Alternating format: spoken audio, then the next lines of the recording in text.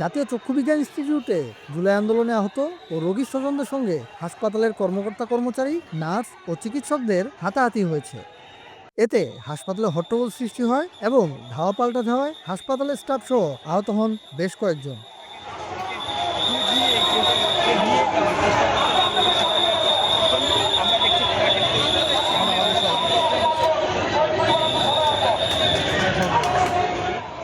এ ঘটনায় নিরাপত্তাহীনতার অভিযোগ তুলে আজ বুধবার সকাল থেকে কর্মবিরতির ঘোষণা দিয়েছেন হাসপাতালের নার্স, কর্মকর্তা, কর্মচারী ও চিকিৎসকেরা।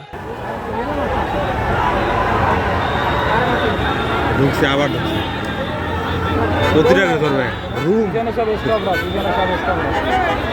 তো মাস ধরে রুমগুলা সব ব্লক করে আছে, বেডগুলা ব্লক করে আছে।